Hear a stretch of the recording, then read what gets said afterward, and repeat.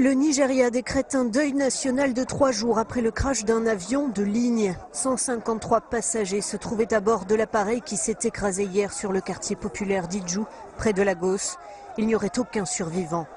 En Chine, un bus file sur l'autoroute. À l'intérieur, 24 passagers. Soudain, un morceau de métal perdu par un camion transperce le pare-brise et frappe le conducteur. Son premier réflexe, maintenir le volant avant même de mettre la main là où l'objet l'a frappé.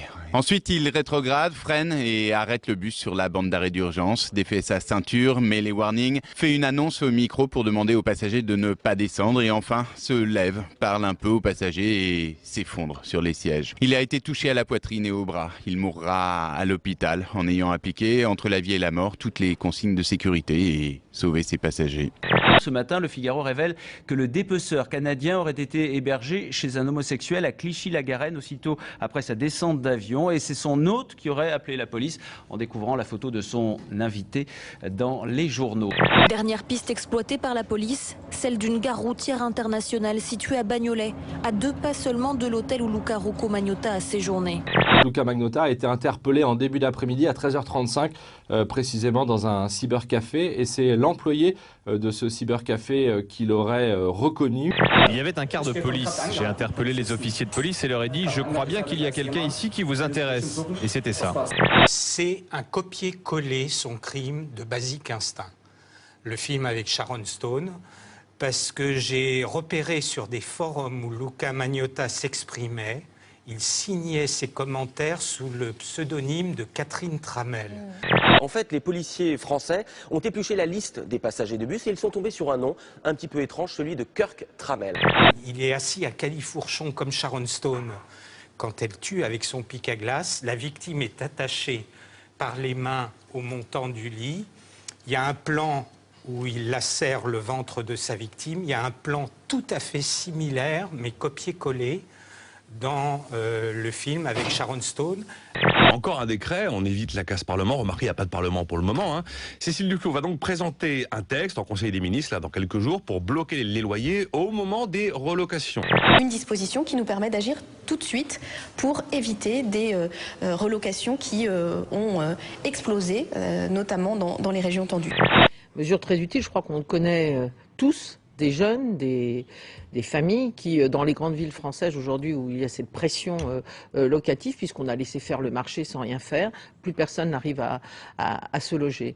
Donc les loyers ne vont pas baisser? Non, ils vont pas baisser, ils vont augmenter moins vite. Cette histoire, en tout cas, prouve que de la promesse à la réalité, il y a parfois un gouffre. Cécile Duflot parle des zones où les loyers sont devenus insupportables. Oui, mais pour dire ce qu'est un loyer insupportable, pour déterminer où est-ce qu'il y a des abus, on doit avoir des outils statistiques, des données chiffrées, précises. On ne fait pas une loi sur du ressenti ou sur une simple impression. Or, il n'y a pas d'observatoire des loyers en fonction des quartiers, du marché, du type de logement, de la surface des logements. Donc ça me paraît un peu prématuré comme annonce. Je pense que c'est pour les élections législatives. S'il s'agit en revanche de s'acheminer vers un blocage complet des loyers, le risque, c'est qu'il n'y ait plus de propriétaires pour louer leur logement. On a déjà essayé, il y avait la loi de 1948, vous vous rappelez du désastre qu'elle a produit. Le blocage n'est jamais une solution. On peut bloquer les prix, bloquer les loyers, bloquer les salaires, interdire les licenciements. Tout ça n'est pas une façon de procéder. Alors ça peut dans une période d'urgence ou de crise terrible pendant quelques semaines, mais après, il faut en sortir du blocage. Comment fait-on? On est très tranquille.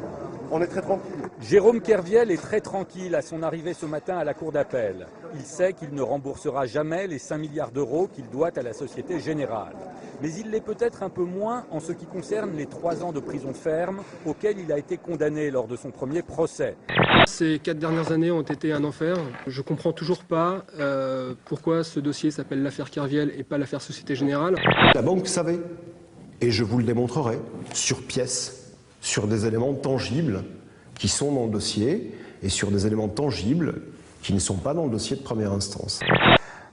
J'ai agi au vu et au su de tout le monde, avec l'accord tacite de mes supérieurs, dont le seul objectif était de rapporter le maximum d'argent à la banque. La banque, elle, a une toute autre version pour expliquer le trou de 5 milliards qu'elle a découvert dans ses comptes à l'hiver 2008. Jérôme Kerviel a trahi notre confiance, assure la Société Générale et ses avocats. Il a triché il a menti. On prend un bouc émissaire et on lui tape dessus. C'est pas le trader en question, c'est le business model. Le banquier est toujours gagnant parce qu'il peut faire toutes les bêtises qu'il veut. S'il gagne, c'est pour la banque, c'est pour lui. S'il perd, c'est le contribuable qui paye. Arrêtons-nous un instant sur ce FESF. Il n'a pas d'argent, donc il va en demander aux États. Les États n'ont pas d'argent, donc ils sont financés par les banques. Les banques n'ont pas d'argent, elles vont en demander aux États. C'est ce qu'on appelle un raisonnement circulaire, en logique ou bien en finance, c'est ce qu'on appelle la technique de Madoff. La bonne vieille technique de Madoff, c'est-à-dire on rembourse un emprunt avec un autre emprunt qui lui-même est remboursé avec un emprunt encore plus important. François Hollande, donc, dans les jardins de l'Élysée, une photo qui a été prise par un réalisateur de cinéma, Raymond Depardon. Ça a donné lieu à moult parodies. Allez, juste quelques-unes. Regardez, par exemple, François Hollande dans le jardin avec Nadine Morano qui est prête à l'aider. Vous avez également François Hollande avec un petit air d'accordéon, bah oui, comme le sort de sa victoire, ou encore François Hollande avec les éléphants du Parti Socialiste qui vont pouvoir être tranquilles dans les jardins de l'Élysée. Il dit encore que son système politique paranoïaque est parfaitement rationnel. Selon lui, Breivik ne serait pas un malade mental. Sauf, bien sûr, si on considère que tous les extrémistes dans son genre sont des malades mentaux. Une démonstration qu'un des juges est en train de rater sur l'écran de son ordinateur. Un solitaire. On ne sait pas s'il a gagné ou perdu, mais en plein procès du pire tueur du pays. L'image fait scandale. La fusée Enterprise, la toute première fusée construite par les Américains au milieu des années 70. Elle a été transportée en avion depuis Washington et doit rejoindre un musée de la mer, de l'air et de l'espace à Big Apple. De quoi rendre Elisabeth folle de jalousie, parce qu'elle n'avait pas de navette spatiale hier sur la Tamise.